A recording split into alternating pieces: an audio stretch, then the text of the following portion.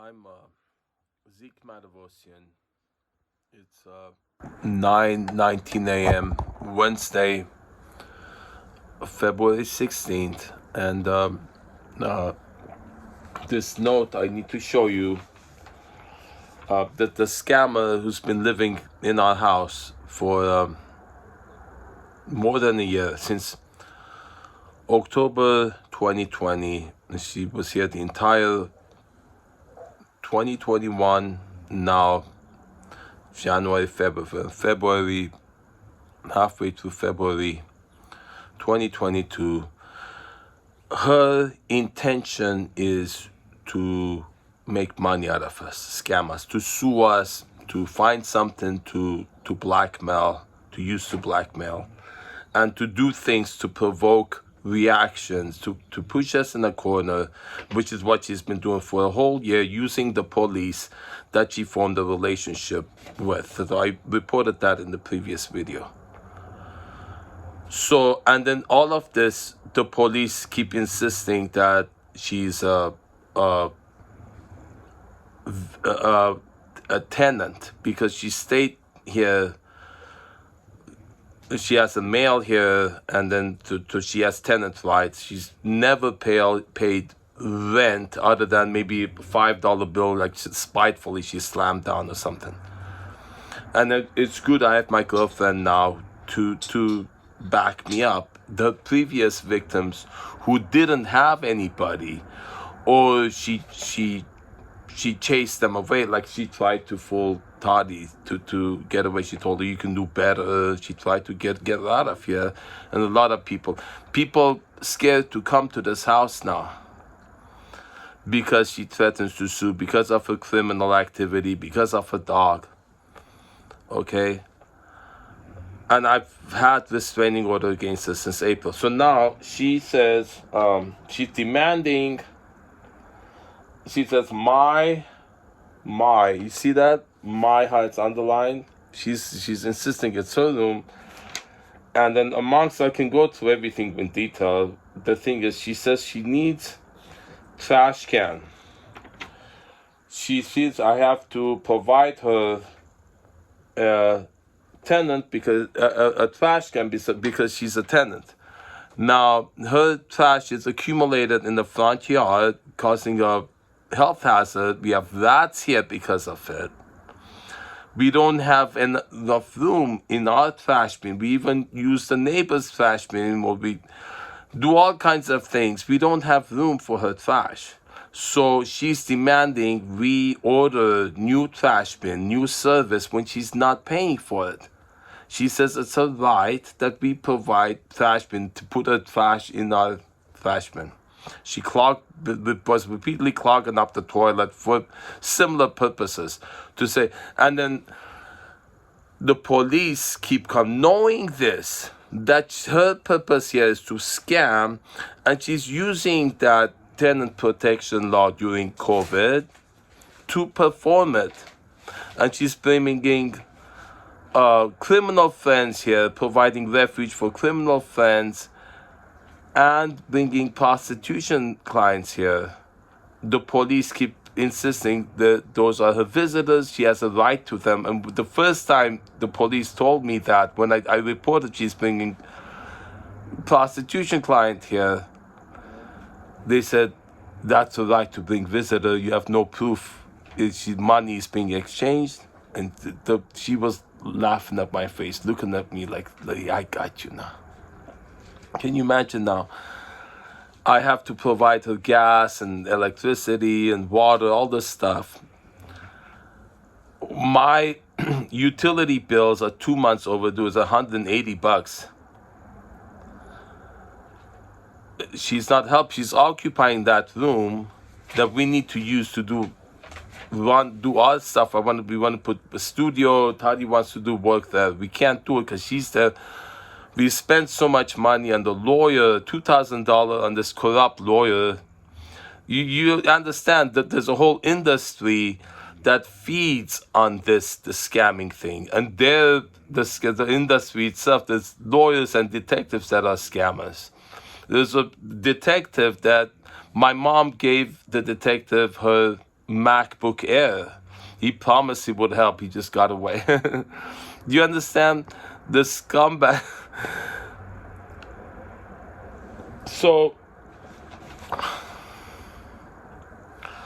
and then so this she's what I'm saying is the law doesn't recognize that she's not here because she needs a place to live, but because that she's here to scam using that law. And the police, I've been telling the police repeatedly, and they still tell me, if you don't provide if you lock her out, or if you don't provide the electricity and water, you shut the water off, shut the electricity off, we'll arrest you, they say. The law, the police are not able to distinguish. She has so many options of places to go. We offered her so many. Tarzana Treatment Center has places for her condition. Project Mary Magdalene has places. They also, but they say, well, she has to ask for the help. I had a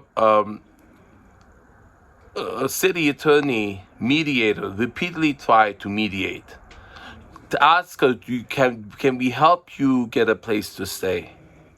Because if she asks for it, if she asks for help, she looks there's places to stay.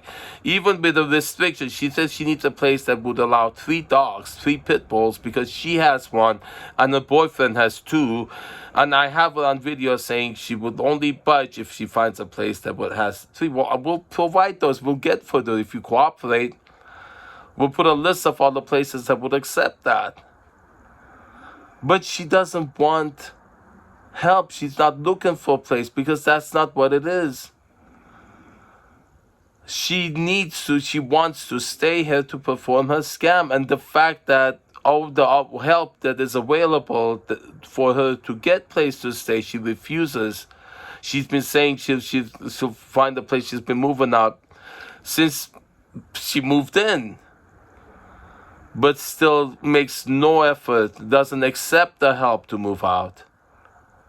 And the police refuse to accept that doesn't need to enforce the law.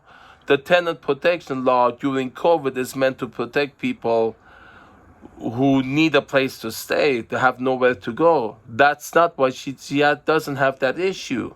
She has so many families, so many of her friends that she can go to. She has rehabs that she can go to. She herself said that in a text that she's a rehab counselor and can get scholarship for the best places to move into. But she refuses. She tried to file a restraining order with her bogus accusations. And she's always threatening to sue.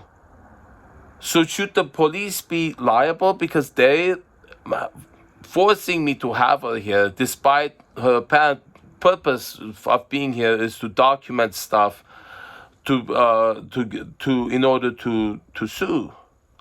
She keeps falling down saying, oh, I hurt my leg, I'm hurting. The day after I served the restraining order, in strategic times doing this, collecting evidence, sending to my friends, sending to police, slandering me, saying I'm doing horrible things. That's her purpose of being here, and I have to provide trash can for her extra garbage.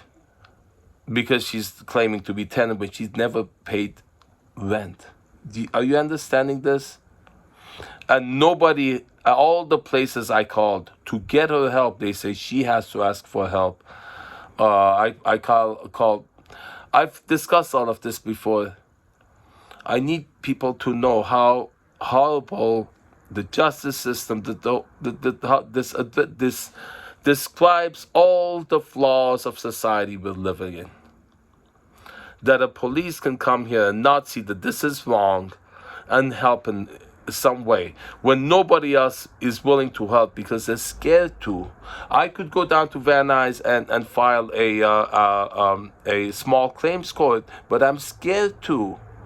You need to understand I'm scared to because I've been threatened by her friends that she brings in that room that have tattoos on their necks and everywhere. that she keeps threatening with. Do you understand? And the police say that's not a threat. She's not holding a knife to your neck. Do you understand? No one is willing to help. No one is willing to look at my videos that I send them. Well, now I'm posting them publicly. Okay, maybe that's what she wants to use, right? If she ends up using that for some kind of thing. I don't mention her name. I don't show her face. I edit the videos so that, I can't be charged with that. And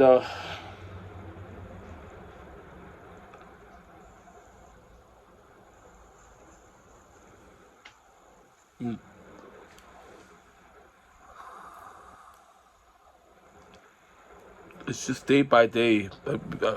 We're gonna go put one foot in front of the other. Do what we think is right thing to do.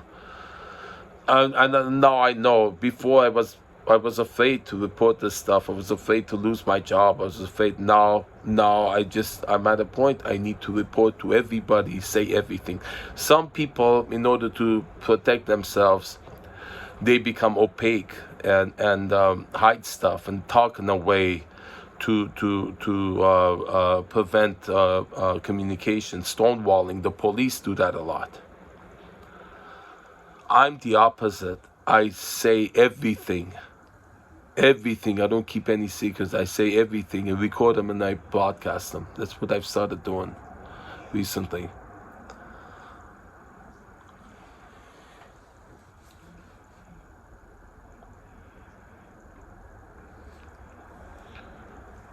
And one more thing, I have make her the offer. She can turn her life around. All the stuff that she knows about what she does, she can use it to help people. I'm going to dedicate myself to helping the victims, her victims, all the victims of this kind of scam, and all the perpetrators. Since she knows all this about it, she has a lifetime of experience, how she became this way, all the methods she used, how she gets the police to cooperate with all this stuff. She can come clean. She can come clean. We provide her, the security of not impunity in exchange. I would certainly agree to that, and then she can profit from it, helping people make videos about how she did it, and help reveal her secret formula, the stuff she tells the police to get them to take her side when no one else is hearing. I don't know what she told them to get them to support her doing this, but I come up with those secret formulas, so they make them public so they can't be used again. You understand? Her previous victims, who I'm suspecting are still maybe being blackmailed or something, set them all free. Set free all the victims throughout this country of this type of crime that is prevalent. And then go up to the Supreme Court if we have to create laws against gaslighting. So judge won't say, I don't know what gaslighting is. Laws against gaslighting, laws that prevent scamming, laws that prevent unjust lawsuits or threats of lawsuits, laws that prevent threat.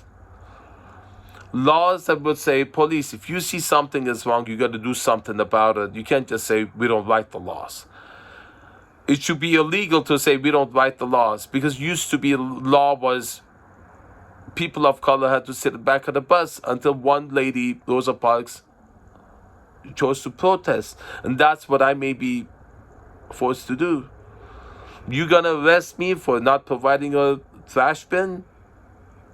I'll broadcast it live stream, Facebook, Instagram, YouTube, everywhere.